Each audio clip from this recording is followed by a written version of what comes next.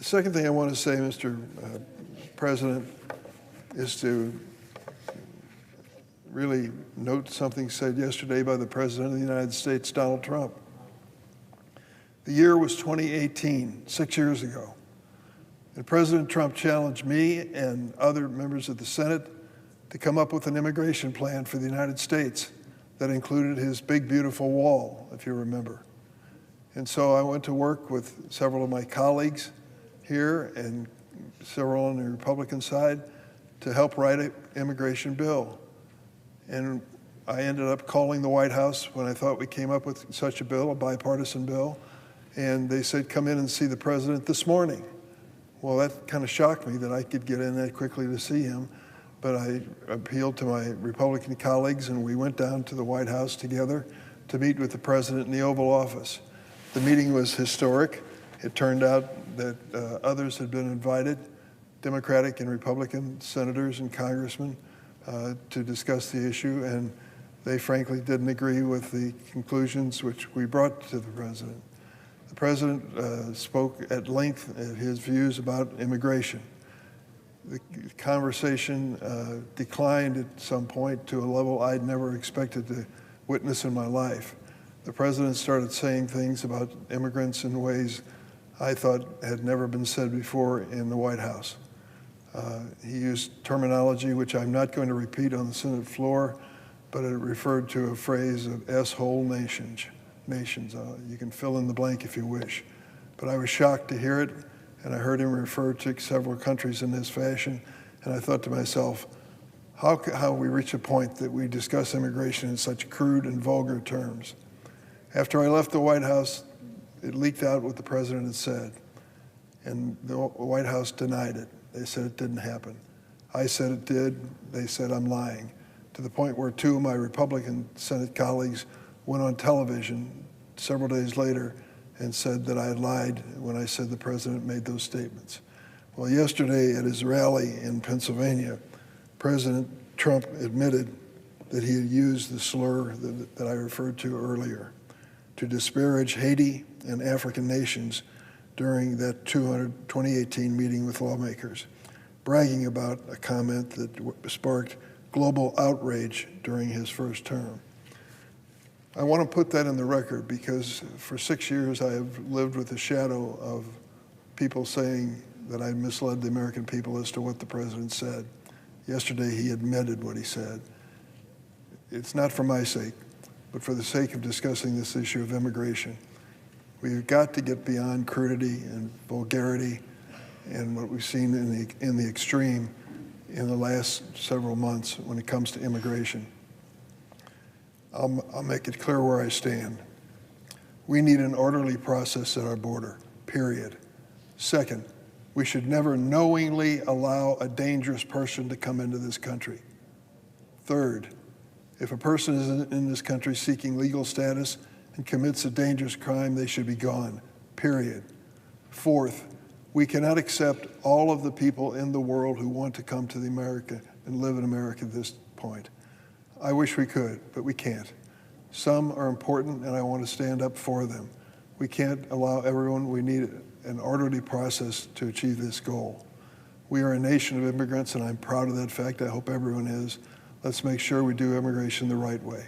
The reference in 2018 was an embarrassment to the White House, to the Oval Office, and to the presidency. I'm glad that the president has finally admitted what happened on that day.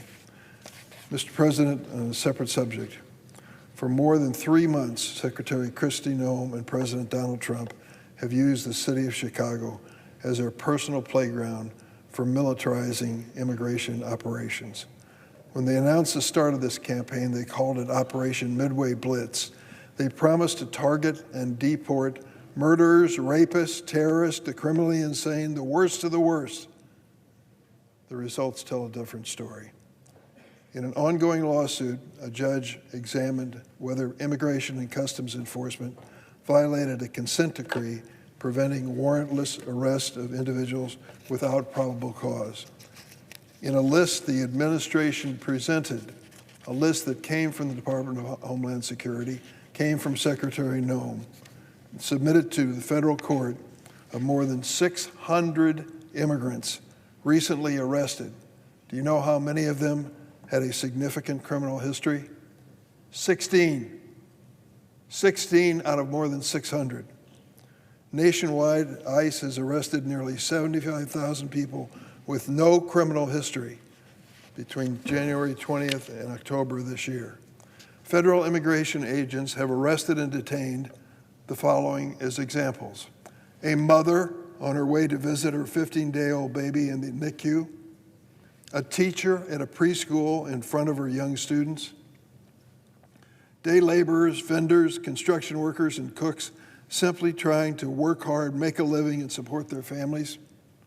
Immigration agents arrested and detained at least 40 U.S. citizens in Illinois alone between late August and early November.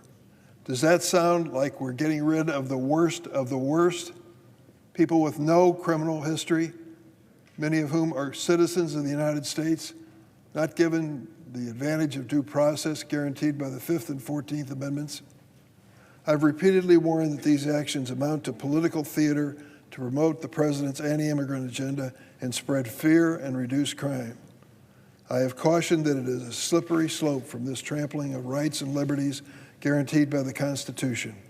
And I've urged my Republican colleagues, just one Republican colleague, to consider the possibility that these raids could come to a city they represent and they'd be faced with the very same reality. How might they feel then? Would they call out these abuses of power if that time came? Well, I regret to inform them that the time has come. After wreaking havoc in Illinois, Border Patrol official Greg Bavino and his traveling circus have hit the road and descended on more communities, including red states. Last month in Charlotte, North Carolina, a video posted to social media showed a U.S. citizen construction worker being swarmed by federal agents while he was in his vehicle. They proceeded to smash the truck's window and handcuff him while verifying his citizenship. The man said the agents, quote, didn't believe I was an American citizen and wanted to know where I was born. He was released only after the agents verified his citizenship. In a separate incident, this one in Louisiana, a viral video showed a silver unmarked SUV pulling up to a woman and two masked agents exiting to chase her. She repeatedly yelled she was a U.S. citizen and to, quote, leave her alone before making it to her home. Other states, including Florida and Texas, have also witnessed increased federal immigration enforcement operations. These types of confrontations with federal agents that we are seeing in the streets of many American cities will unfortunately continue unless we speak up. The lack of professionalism and the use of overly aggressive tactics and excessive force is sad but not surprising. The Trump administration has surged ICE hiring with the goal of onboarding 10,000 new agents by the end of the year. That would more than double the number of deportation officers from the current number of 6,000 to 16,000. The Trump administration should be working to improve screening, hiring, and training of recruits before unleashing them in the streets of America. Instead, they have lowered requirements for ICE agents, including loosening the age restrictions for prospective agents and shortening the training period from 13 weeks to merely 6 weeks, and giving each of the new ICE recruits a $50,000 cash bonus. This approach has proven woefully inadequate and downright dangerous. Recent reporting suggests these new lower hiring standards have resulted in ICE recruits who have barely been able to read or write, failed drug tests, displayed tattoos associated with gangs and white supremacists, failed to meet basic physical fitness requirements, and even have pending criminal charges. Secretary Boehm calls this her dream team. Her dream team. In one instance, the staff at a Georgia-based federal law enforcement training center where recruits are trained were left shocked when a student asked to be excused from class to attend a court case that he faced on a gun charge. A male recruit reportedly barged into a female dorm at one of these training facilities after bar hopping and harassed the occupants. Another recruit groped a woman. People The dream team of Secretary Boehm that President Trump is attempting to release onto our streets to restore law and order. With these lower standards, the troubling incidents I've described are definitely going to increase. Given all this, I ask my Republican colleagues, if you think we need to keep an eye on the federal government, why don't we start here? Will any of you rebuke this lawlessness and cruelty? Any one Republican senator? What will it take for you to finally do so? We ought to be united in calling out these abuses. Secretary Noem wants to play dress-up in her camo wardrobe, demanding government jets to tour her battleground states, brag about her dream team of masked secret police, arrest ordinary people who are working hard on tough jobs with what I believe is an attempt to change basic constitutional principles. We have to stand up and speak out. Is this what America is really all about? I yield the floor.